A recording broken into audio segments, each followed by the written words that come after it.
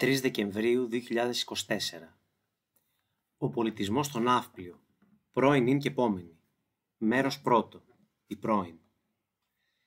Ήταν ένα κρύο και υγρό χειμωνιάτικο πρωινό του 1978, όταν ο Μάνος Χατζηδάκης, στο περίφημο τότε ραδιοφωνικό τρίτο πρόγραμμα, του οποίου ηγείτο, ζωγράφιζε με τις λέξεις αναφερόμενο στην παιδεία. Πνευματική και ψυχική διάπλαση ενός ελεύθερου ανθρώπου, με τεχνική αναθεώρησης και ονειρικής δομής, με αγωνία απελευθέρωσης και με διαθέσεις μιας υπτάμενης φυγής προς τ' άστρα. Πόσο κοντά είμαστε άραγε σε αυτό, αγαπητοί μου συμπολίτες? Μάλλον πολύ μακριά. Ποτέ όμως δεν είναι αργά. Η ζωή πάντα θα μας επιφυλάσει εκπλήξεις. Πιστέψτε με. Θυμάμαι, πριν κάποια χρόνια, που ακόμα ήμουν άμαθος στα του Ναυπλίου, πώς κυκλοφορούσε στα στόματα όλων το όνομα της πρώην Προέδρου του καταργηθέντος σήμερα ΔΟΠΑΤ Ναυπλίου, που περιελάμβανε τον πολιτισμό, το περιβάλλον, τον αθλητισμό, τον τουρισμό. Μιλάμε για υπερυπηρεσία, τύφλα να έχει ο Μπάτμαν. Ένα όνομα Προέδρου σχεδόν μυθικό στο άκουσμά του και μόνο. Όσοι μιλάγανε για την άλλοτε σιδηρά κυρία του ΔΟΠΑΤ, σχεδόν τους κοβόταν η ανάσα. Θυμάμαι που είχε τύχει σε άσχετες κουβέντες με επαγγελματίες του Ναυπλίου, μόλις έπεφτε το όνομά της στο τραπέζι, γινόντουσαν όλοι έξαλλοι. Μου φαινόταν πολύ ενδιαφέρον σε επίπεδο κοινωνικής παρατήρησης. Χαρακτηριστικό παράδειγμα. Ήμουν σε ένα κατάστημα για να αγοράσω κάποια πράγματα για το σχολείο μας τότε, σαν βοήθεια, γιατί αν περιμέναμε από τον ΔΟΠΑΤ προκόψαμε. Και θυμάμαι τους μαγαζάτορες εν εξάλλου να μην θέλουν να μου τα πουλήσουν. Γιατί ρε παιδιά, δεν υπάρχει περίπτωση. Μα να βοηθήσω θέλω. Όχι, ξέχασέ το. Μα ούτε ξεμά. Η κυρία να ασχοληθεί. Είναι δικιά της δουλειά. Που εκείνο, που το άλλο κτλ. Έμεινα άφωνος. Μου έκανε φοβερή εντύπωση πώς γυάλισε το μάτι τους ξαφνικά. Να θες να αγοράσεις κάτι και ο μαγαζάτορας να είναι τόσο έξαλλος με τους δημαρχίζοντες που το θυμικό του να υπερισχύει της πώλησης? Τι λέει ρε παιδί μου, μπράβο, μιλάμε για παραγωγή πολιτικού έργου, όχι αστεία. Από ό,τι θυμάμαι, τα φέσια πήγαιναν σύννεφο. Όπως όταν περίμενα μια μέρα στην ουρά στην τράπεζα και πιάνω την κουβέντα με έναν άλλο ναυπλιώτη επαγγελματία, και πώς ήρθε πάλι η κουβέντα στην κυρία ΔΟΠΑΤ. Αυτή είναι η αλήθεια. Όλοι είναι φεσωμένοι, αλλά εγώ συνεχίζω να τους δίνω. Τι εννοείς? Κοίτα να δεις, αν και είμαι κι εγώ φεσωμένος, και φως δεν θα δω, τους δίνω τα εν λόγω αναλώσιμα, γιατί ξέρω ότι κανείς άλλος δεν θα τους τα δώσει, καθώς είναι όλοι στα κάγκελα. Και, θα ξεμείνει ο Δήμος και χέστα. Άφωνος και άλαλος για άλλη μια φορά, κυρίες και κύριοι. Ο συγκεκριμένος έπεσε δε ηρωικά, προφανώς υπερπίστεως και πατρίδος. Υπήρχε λοιπόν ένας έντονος ετσιθελισμός τσιφλικικού τύπου.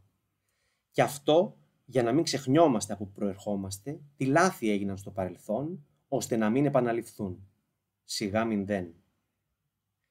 Εδώ όμως πρέπει να αναφέρουμε κάτι πολύ σημαντικό, που θα ήταν λάθος να προσπεραστεί. Συγκεκριμένα αναφέρομαι στον πρώην δήμαρχο, ο οποίος επειδή τελευταία βλέπει έφορο έδαφος, λόγω της μεγάλης ικανότητας των νυν δημαρχιζόντων, ξαναζεσταίνει τις μηχανές και χτίζει την επαναφορά του στο προσκήνιο. Κύριε Δήμαρχε, κυβερνήσατε 11 και πλέον χρόνια, με τα καλά και τα στραβά σας. Φτάνει. Τώρα είναι η στιγμή να αποχωρήσετε και να δώσετε χώρο στους επόμενους. Υπάρχουν κι άλλα ενδιαφέροντα πράγματα να ασχοληθείτε. Ξέρω δεν θα το κάνετε. Όμως, παρόλο το ταλέντο των νυν που σας βοηθάει τόσο, ο τρόπος που κυβερνήσατε, ιδίως τα τελευταία χρόνια, ήταν απόλυτος, δεσποτικός, ενώ θύμιζε περισσότερο τον Λουδοβίκο τον 14ο, ο οποίος είχε πει και το περιώνυμο «Το κράτος είμαι εγώ».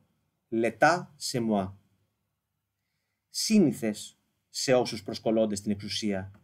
Γι' αυτό όμως υπάρχει η δημοκρατία, που ενέχει μέσα της την αλλαγή προσώπων και πραγμάτων.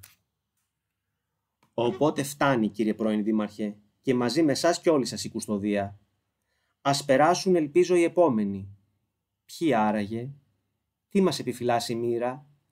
Γιατί οι νυν είναι τόσο επιτυχημένοι ήδη από τον πρώτο χρόνο διακυβέρνησής τους, που θεωρώ θα εξαντληθούν στην πενταετία από την υπερπροσπάθεια, κοινώς θα μείνουν από λάδια. Εν κατακλείδη, αφού δεν μας βλέπω να βγαίνω και να δοξάζομαι κι εγώ, ας πούμε και μια πικρή αλήθεια ακόμη, από αυτές που δεν λέγονται σε αυτή την πόλη, αλλά που τόσο σας αρέσουν. Οι νυν, από ό,τι ακούγεται εντόνως πλέον στην πιάτσα, είχαν τέτοιο μένος με τον πρώην, που ανάγεται στα σχολικά τους χρόνια. Προφανώς επειδή τους σνόμπαρε και τους υποτιμούσε, που το μόνο που τους ενδιέφερε τελικά ήταν να τον ρίξουν και μόνον. Του τύπου «Έτσι είσαι εσύ, θα σου δείξω εγώ». Και μέχρι εκεί. Τίποτα άλλο. Δεν είχαν άλλη ατζέντα. Ούτε όραμα, ούτε τίποτα. Παρά μόνον την εκδίκηση για κάποιον που δεν τους εκτιμούσε. Τους το έδειχνε και όλα του βγαίναν και τίποτα παραπάνω. Είναι αυτό που λέμε σκατάει στο τετράγωνο, για να θυμηθούμε και τον αγαπημένο μας Σουρί, που τόσο μας εκφράζει. Η κόντρα δεν οδηγεί ποτέ πουθενά, παρά μόνον στο τέλμα και το μηδέν. Η συμφιλίωση με το παρελθόν, όσο δύσκολη κι αν είναι, και η δημιουργική στροφή είναι τα μόνα που μπορούν να μας πάνε μπροστά. Δυστυχώς όμως για τους νυν, ακόμη κι αν δεν το παραδέχονται, υποσυνείδητα ούτε στον εαυτό τους, η αποστολή τους έχει ολοκληρωθεί. Γι' αυτό κιόλας δεν έχουν τίποτα άλλο να προσθέσουν στα πράγματα. Και σύραν έτσι έναν ολόκληρο δήμο για 5 χρόνια στο κενό. Αυτά και καλά κρασά. Ιστερόγραφο 1. Αγαπητοί μου συμπολίτες, μία ερώτηση με πραγματικό ενδιαφέρον. Για πόσο ακόμη θα ψηφίζετε ανθρώπους ακατάλληλους για να χαράζουν την καθημερινότητά σας? Για πόσο ακόμα το μόνο κριτήριό σας θα είναι η εξυπηρέτηση και οι χάρες? Πότε θα αλλάξει αυτό?